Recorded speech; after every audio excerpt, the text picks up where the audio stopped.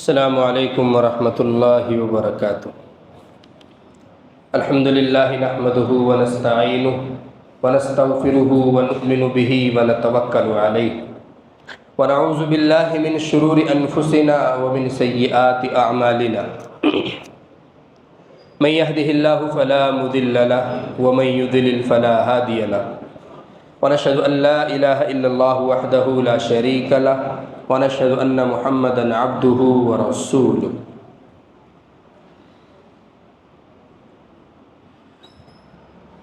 سورہ زمر میں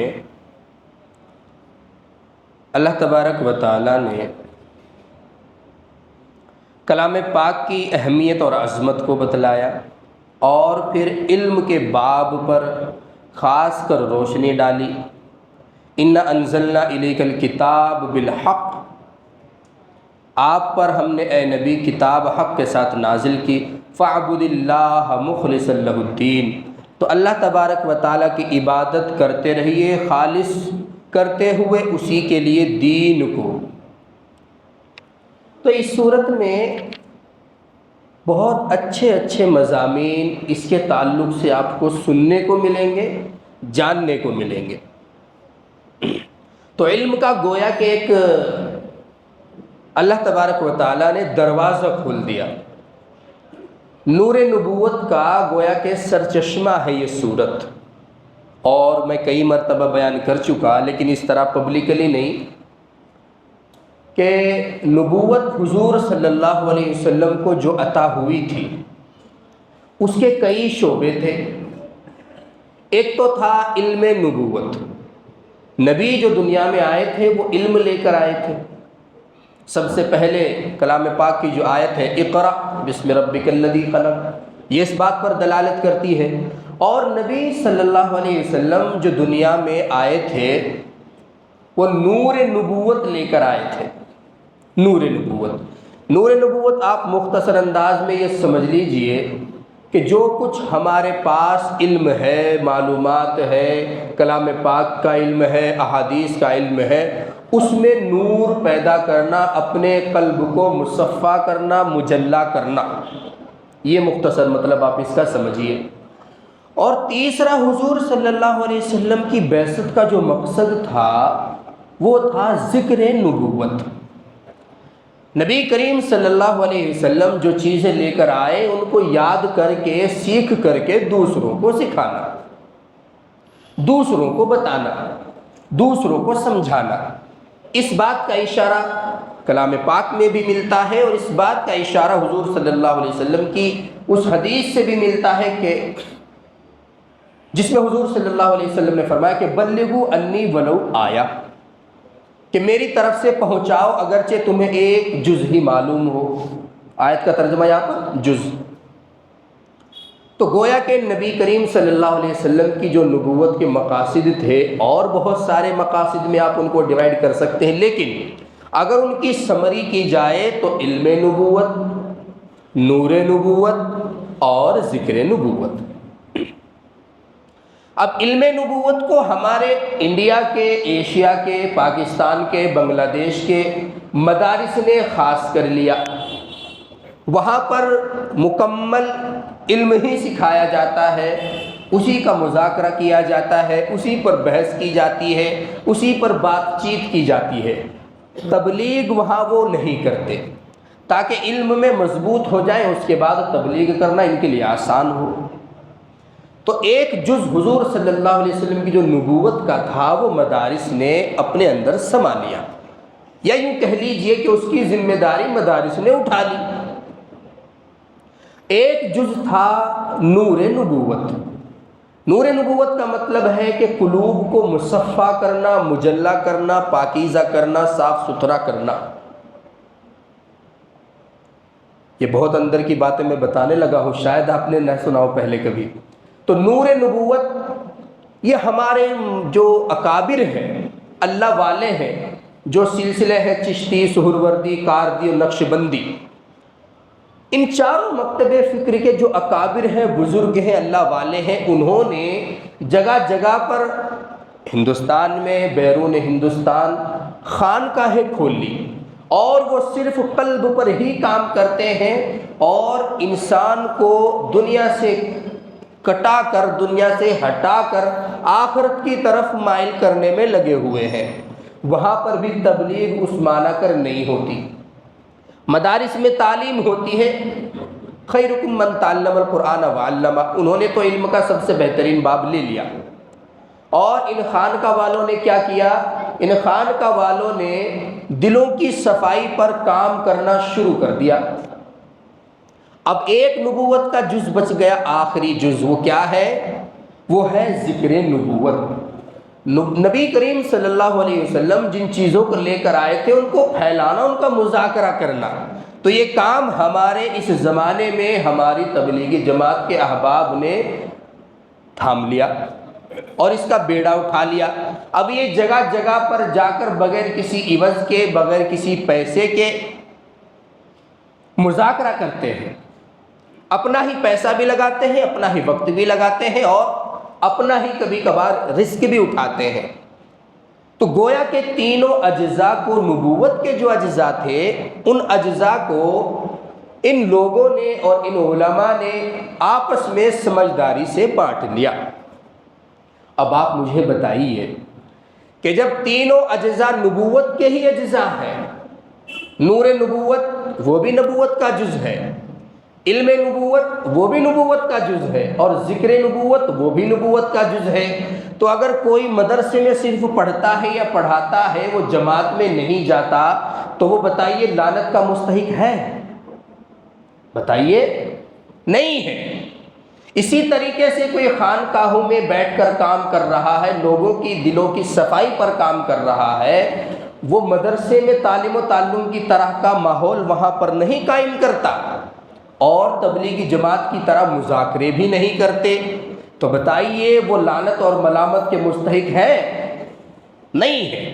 اسی طریقے سے تیسرا جز جو نبوت کا لیا ہمارے تبلیغی جماعت کے احباب نے، بلغوا انی ولو آیا، کہ علم چاہے تھوڑا بھی ہو تمہیں پہنچانا ہے، تو یہ مذاکرے میں لگ گئے، لوگوں کو سمجھانے میں لگ گئے۔ تو بتائیے اب اگر یہ کام اللہ کی رضا کی خاطر کر رہے ہیں، بغیر کسی معاوضے کے کر رہے ہیں، تو کیا یہ لعنت اور ملامت کے مستحق ہیں؟ نہیں ہے۔ تو نبوت کے تین اجزاء تھے اور تینوں اجزاء کو لوگوں نے، علماء نے، صوفیاء نے، مشائخ نے آپس میں بانٹ لیا، تقسیم کر لیا۔ تو جب تقسیم کر لیا تو تقسیم کی ہوئی چیزوں میں کسی کے پاس موٹر سائیکل چلی جاتی ہے جائیداد میں، کسی کے پاس گاڑی چلی جاتی ہے جائیداد میں، کسی کے پاس زیورات آ جاتے ہیں، ہے وہ سب باپ ہی کی وراثت۔ بھائی آپس میں اتفاق کر لیتے ہیں، جس کے پاس بائک گئی ہے وہ کہتا ہے مجھے تھوڑے سے پیسے دے دو کیونکہ تمہارے پاس کار ہے۔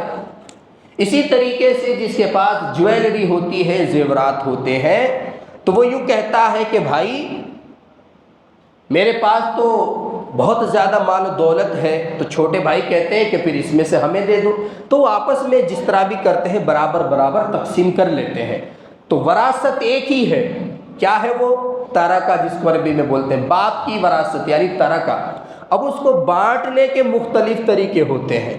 تو اسی طریقے سے اتنا چھوٹا سا، اتنا پیارا سا اور اتنے مختصر انداز میں یہ جو فرق آپ کو سمجھانے کی کوشش کی ہے، سمجھ میں آیا؟ اب بتائیے کہ کوئی اگر ایک کام میں مصروف ہے، وہ دوسرے کو لعنت ملامت کرتا ہے، کتنی غلط بات ہے۔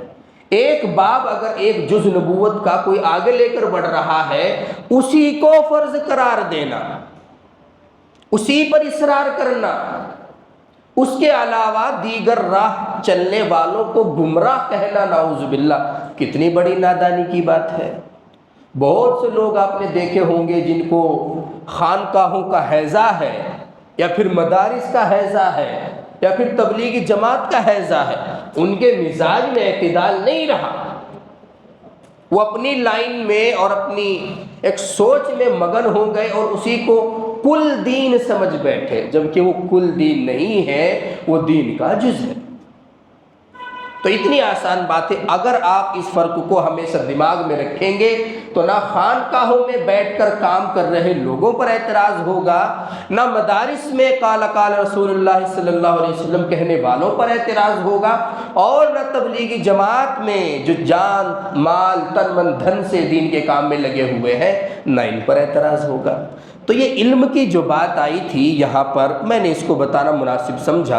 آگے اللہ تبارک و تعالیٰ نے اپنی قدرت کے بہت سارے مناظر کو ذکر کیا، خلق السماوات والارض بالحق یکبر اللیل علی النہار ویکبر النہار علی اللیل وسخر الشمس والقمر کل یجری لاجل مسمی الا هو العزیز الغفار۔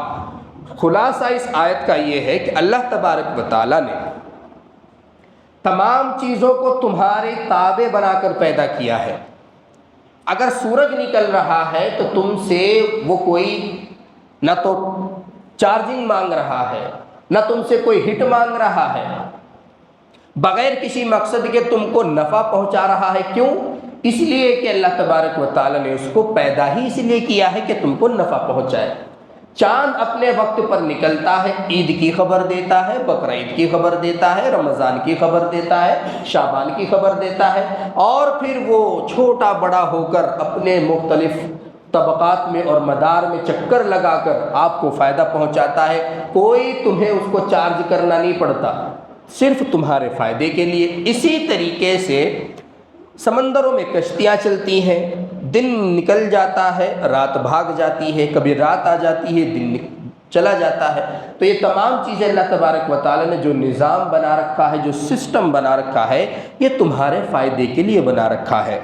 تو جب سب کچھ بنایا میں نے تیرے لیے، پھر کیوں نہیں بنا لیا تو نے اپنے قلب کو میرے لیے؟ تو گویا کہ یہ مطالبہ ہے کہ جب سب کچھ میں نے دنیا میں تیرے لیے بنایا ہے،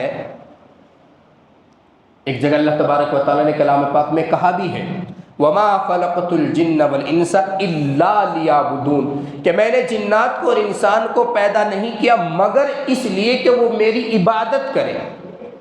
صرف اس لیے پیدا کیا کہ وہ میری عبادت کریں، بس، اور کسی مقصد کے لیے پیدا نہیں کیا ہے، اور نہ ہی ان کو پیدا کرنے کا مقصد مال کموانا ہے۔ مال تو تم کو ہم دیں گے، رزق تو تم کو ہم دیں گے۔ تو اللہ تبارک و تعالیٰ کی عبادت خالص طریقے سے کی جائے، یہی اللہ تبارک و تعالیٰ کا اپنے بندوں سے تقاضا ہے۔ پھر آگے اللہ تبارک و تعالیٰ نے نبی کریم صلی اللہ علیہ وسلم کی نبوت کے اور بہت سارے قصے بیان کیے اپنی قدرت کے۔ پھر وہی شیطان کا واقعہ آ گیا جو اس نے نافرمانی کی تھی۔ جیسے شیخ سعدی نے کتاب لکھی ہے، یہ شیطان کا جو واقعہ آیا ہے کئی مرتبہ آ چکا، اس کو بیان کرنے کی ضرورت نہیں ہے، لیکن اس سے جو ایک خلاصہ نکل کر سامنے آتا ہے وہ ہے تکبر۔ تو شیخ سعدی نے کہا ہے تکبر مکن زینہار پسر کے روزے زدستش درائی بسر، تکبر عزازیل را خار کرد بزندان لعنت گرفتار کرد۔ کریمہ سعدی ان کی فارسی میں ایک کتاب ہے، انہوں نے اپنے بیٹے کو کہا اے بیٹے تکبر مکن، میرے عزیز، میرے پیارے، میرے لاڈلے، مجھے تجھ سے محبت ہے، تو اس محبت کا تقاضا یہ ہے کہ میری ایک نصیحت یاد رکھنا، کبھی بھی کسی بھی موقع پر تکبر مت کرنا۔ کیوں کہ روزے زدستش درائی بسر، تکبر ایک ایسی چیز ہے کہ اس کی بدولت ایک نہ ایک دن سر کے بل انسان کو ضرور گرنا ہے۔ بتاؤ فرعون گرا تھا کہ نہیں؟ قارون گرا تھا کہ نہیں؟ شداد گرا تھا کہ نہیں؟ اسی طریقے سے حامان گرا کہ نہیں؟ ہٹلر گرا کہ نہیں؟ جنرل ڈائر گرا کہ نہیں؟ سب کو گرنا ہے۔ اور جو آج غرور میں، ستا کے نشے میں، کرسی کے نشے میں، تکبر میں لوگوں کو پریشان کرنے میں لگے ہوئے ہیں، یہ بھی گریں گے انشاءاللہ۔ ایسا نہیں ہے کہ ان کا کوئی مواخذہ نہیں ہوگا، کوئی باز پرسی نہیں ہوگی، ان کا بھی مواخذہ ہوگا، یہ بھی گریں گے۔ تو تکبر کی خاصیت ہے کہ ایک دن اوندھے منہ گرنا ضرور ہے۔ تکبر عزازیل را خار کرد، اور اے بیٹے تو نے نہیں دیکھا کہ تکبر نے شیطان کو ذلیل کر دیا، بزندان لعنت گرفتار کرد۔ اسی واقعے کی طرف شیخ سعدی نے اشارہ فرمایا کہ ہمیشہ لعنت کے قید خانے میں اس کو گرفتار کر دیا۔ آگے اللہ تبارک و تعالیٰ نے انسان کو کہا، دوسری صورت شروع ہو جاتی ہے، زیادہ کچھ سوچنے کی سمجھنے کی ضرورت نہیں، رزق تو تم کو ہم دیتے ہیں، پریشان ہونے کی ضرورت نہیں۔ اور یہ مضمون کئی جگہ آیا ہے، اَمَّن یُجِیبُ الْمُضْطَرَّ اِذَا دَعَاهُ وَیَکْشِفُ السُّوءَ، یہاں بھی آیا ہے، سورہ کہف میں بھی آیا ہے۔ اس کا بھی میں خلاصہ بتا دیتا ہوں۔ دیکھو، جمعے کے دن ایک مرتبہ میں نے بتایا تھا، لیکن وہ چیز نسیم منسیہ ہو جاتی ہے، کچھ لوگ وقت پر نہیں آ پاتے، اور پھر اسی طریقے سے رمضان میں بتائی ہوئی بات اوقع فی النفس ہوتی ہے، نفس میں بیٹھ جاتی ہے، اور آپ سبھی لوگ ماشاءاللہ دھیان سے بھی سن رہے ہیں۔ تو یہ بات یاد رکھو کہ انسان کو اپنی زندگی میں 4 چیزیں ہمیشہ اس کے دماغ میں چلتی رہتی ہیں۔ اگر وہ ذرا بھی ایمان والا ہے تو 4 چیزیں اس کے دماغ میں ہمیشہ چلتی رہتی ہیں، ہمیشہ، اور 4 چیزوں سے اس کا سابقہ پڑتا ہی رہتا ہے۔ نمبر 1، یا تو وہ چیز ایسی ہوگی جو ہماری طبیعت کے موافق ہوگی، یا وہ چیز ایسی ہوگی جو ہماری طبیعت کے خلاف ہوگی، یا پھر ماضی میں کسی گناہ کو یاد کر کے ہمیں اس پر ندامت ہوگی۔ نمبر 3، یا پھر مستقبل میں آنے والے خطرات کو دماغ میں رکھ کر ہمیں ٹینشن ہوگی۔ یہ 4 چیزیں انسان کے دماغ میں چلتی رہتی ہیں۔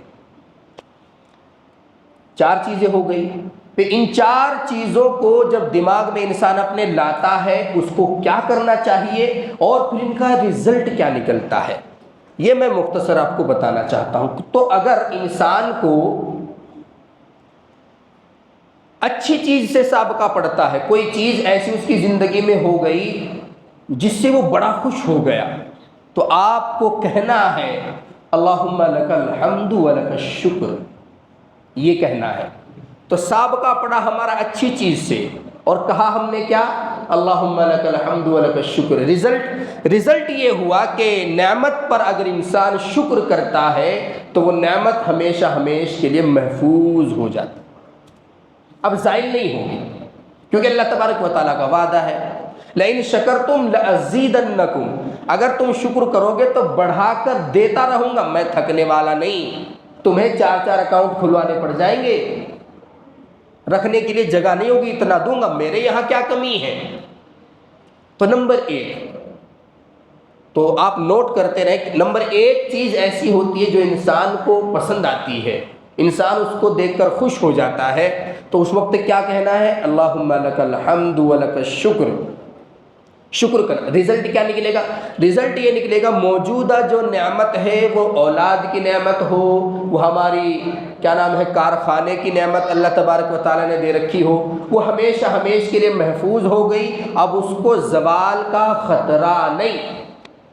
نمبر 2، کبھی کوئی کام ہماری زندگی میں ایسا آن پڑتا ہے جس کو ہم ناپسند کرتے ہیں، کہیں سے کوئی خبر مل گئی کہ فلاں آدمی بیمار ہو گیا، بیٹا تھا اس کا ہاتھ ٹوٹ گیا، نعوذ باللہ، اللہ سب کو سلامت رکھے۔ اسی طریقے سے اللہ تبارک و تعالیٰ نے کوئی نعمت دی تھی، آزمائش کے طور پر وہ چھین لی، ایسا بھی ہوتا ہے، بہت سے لوگوں کے ساتھ سین چلتے رہتے ہیں۔ تو یا تو طبیعت کے موافق بات ہوگی، لیکن یہ بات ہے طبیعت کے خلاف، اب کیا کہنا ہے؟ اب کہنا ہے انا للہ و انا الیہ راجعون۔ رزلٹ کیا نکلے گا؟ رزلٹ یہ نکلے گا کہ انا للہ و انا الیہ راجعون کہہ کر، واہ ویلا نہ کر کے، دنیا کو نہ سنا کے، سینہ نہ پیٹ کے، گریبان نہ پھاڑ کے اللہ کو آپ سنا رہے ہو، تو اللہ تبارک و تعالیٰ اس تکلیف پر آپ کے لیے اجر لکھ دے گا، اور وہ اجر ہمیشہ ہمیشہ کے لیے محفوظ ہو جائے گا۔ تو اگر اچھی بات پیش آ رہی ہے تو وہاں پر نعمت محفوظ ہو گئی، بری بات پیش آ رہی ہے تب آپ نے انا للہ کہا، یہاں پر اجر محفوظ ہو گیا۔ فائدہ ہے کہ نہیں دونوں صورتوں میں انسان کا؟ تیسرے نمبر پر کیا آتا ہے حضرت؟ تیسرے نمبر پر انسان کبھی ماضی کی غلطیوں کو، ماضی کے گناہوں کو یاد کر کے شرمندہ ہوتا ہے، اس کو لگتا ہے کہ ماضی میں میں نے بہت غلط کیا، کاش جب میرے والدین زندہ تھے تو میں یہ کرتا یہ کرتا یہ کرتا، میں نے بہت کیا لیکن اور کرنا چاہیے تھا مجھے۔ اپنے گناہ یاد آ رہے ہیں تو اب کیا کرنا؟ اب کہنا ہے استغفر اللہ ربی من کل ذنب واتوب الیہ۔ استغفر اللہ، استغفار کرنا ہے۔ رزلٹ کیا نکلے گا؟ رزلٹ یہ نکلے گا کہ آپ کا ماضی کلین ہو جائے گا، صاف ہو جائے گا، کیونکہ استغفار کی تو خاصیت ہی یہ ہے کہ جو سچے دل سے استغفار کرتا ہے اللہ تبارک و تعالیٰ اس کے سابقہ تمام گناہوں کو معاف فرما دیتے ہیں۔ تو پوائنٹ نمبر 3، ہمارے پاسٹ میں جو چیزیں یا جو گناہ ہم سے سرزد ہوئے ہیں جب وہ یاد آ جائے تو کرنا کیا ہے؟ استغفار کرنا ہے۔ رزلٹ کیا نکلے گا؟ ماضی کلین ہو جائے گا، صاف ہو جائے گا۔ نمبر 4 انسان کی زندگی میں جو بات پیش آتی ہے وہ ہے فیوچر کے خطرات، فیوچر کے ڈاؤٹس۔ انسان کو ہمیشہ ہی لگا رہتا ہے میری جاب ابھی تو ہے، اگلے سال رہے گی کہ نہیں رہے گی؟ ابھی تو ماشاءاللہ کارخانہ اچھا چل رہا ہے، آئندہ بھی چلتا رہے گا کہ نہیں؟ ابھی تو میں سب کچھ تھامے ہوئے ہوں، کیا یہ تمام خوشیاں میری اولاد بھی دیکھ پائے گی یا نہیں؟ اب یہ خطرات دماغ میں آتے تو کیا کہنا ہے؟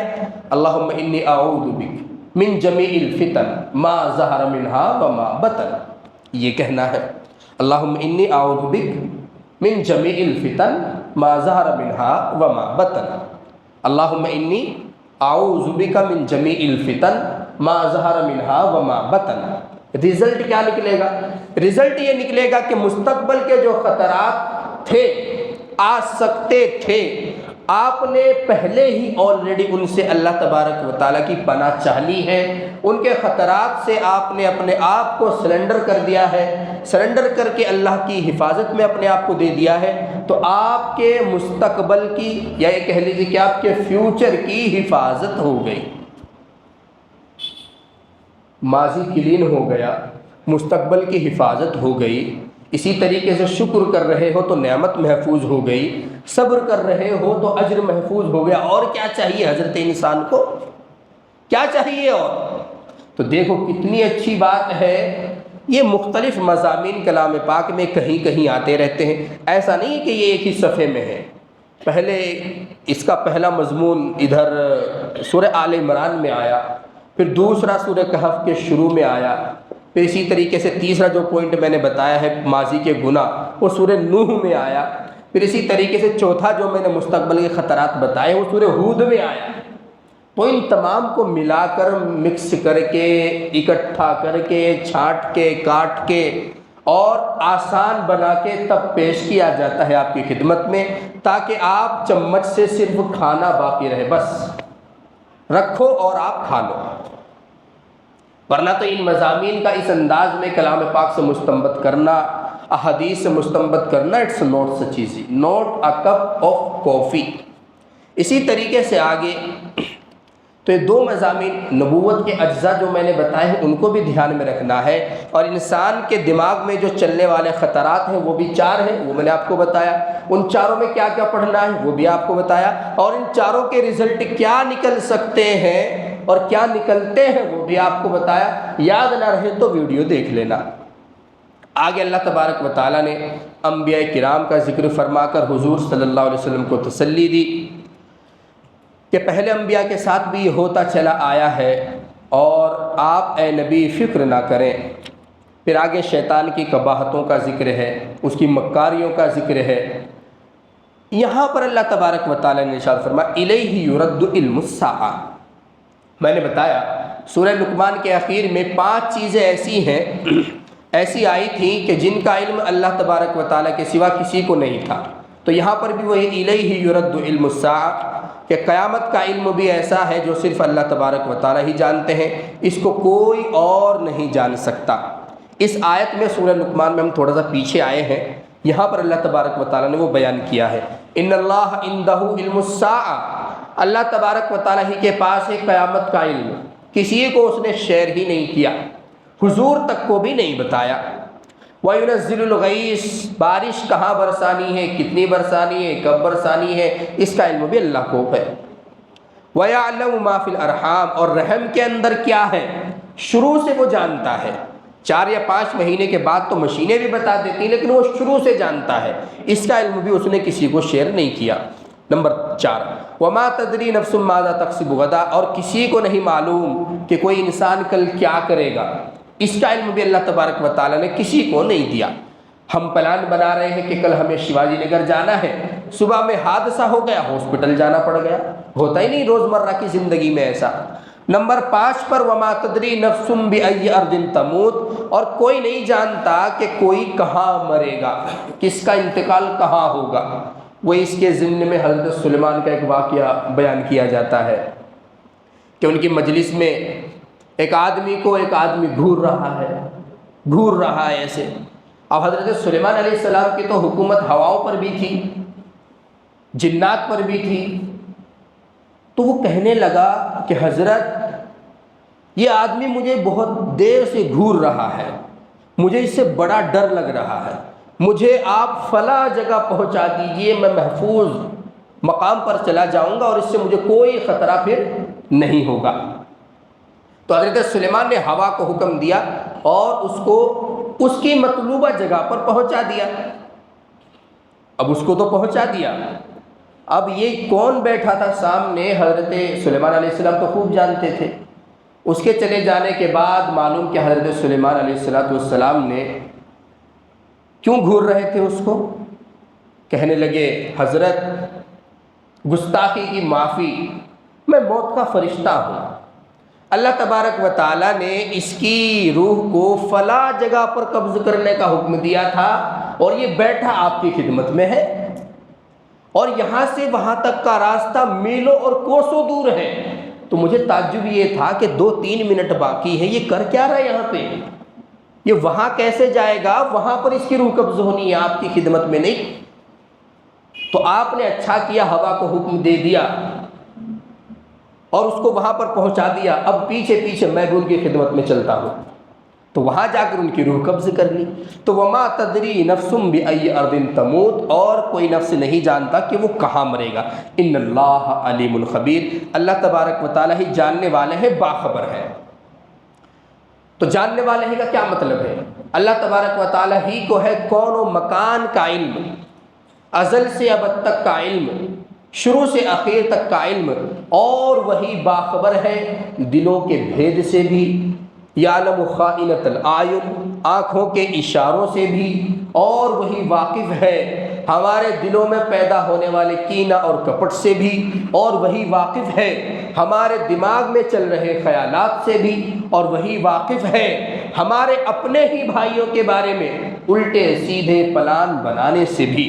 تو اللہ تبارک و تعالیٰ کی قدرت کی بڑی کاریگری ہے، اس کے سامنے کسی کی نہیں چلتی۔ تو اگر آپ کو یہ لگتا ہے کہ حساب کا ایک دن نہیں ہوگا، آپ کو یہ لگتا ہے کہ روز محشر میں حساب نہیں ہوگا، یا قیامت ہی نہیں آئے گی، یا آپ کو لگتا ہے کہ نبی جو ہم نے آپ کی خدمت میں بھیجے ہیں نعوذ باللہ یہ جھوٹے ہیں، یہ ساحر ہے، یہ مجنون ہے، یا پھر آپ کو لگتا ہے کہ جب جسم کے اعضاء ٹکڑے ٹکڑے ہو جائیں گے، ہڈیاں خستہ ہو جائیں گی، انسان سے اس دنیا کے بارے میں کوئی سوال نہیں کیا جائے گا، تو تمام کا اللہ تبارک و تعالیٰ نے رد کر دیا کہ اللہ تبارک و تعالیٰ ہر چیز پر قادر ہے، ہر چیز کو جاننے والے ہیں، ہر چیز سے باخبر ہے۔ تو اللہ تبارک و تعالیٰ کی اخیر میں قدرت کی نشانیاں آپ کے سامنے آئیں، اس سے پہلے نبوت کے اجزاء آپ کے سامنے بیان کیے گئے، پھر اس کے بعد میں انسان کے دماغ میں چلنے والے خیالات، پھر ان خیالات کو ختم کرنے کے لیے دعائیں، پھر ان دعاؤں کا رزلٹ آپ کے سامنے بیان کیا گیا، اور انشاءاللہ پھر اسی طرح سلسلہ چلتا رہے گا۔ پھر آپ سے انشاءاللہ کل ملاقات ہوگی۔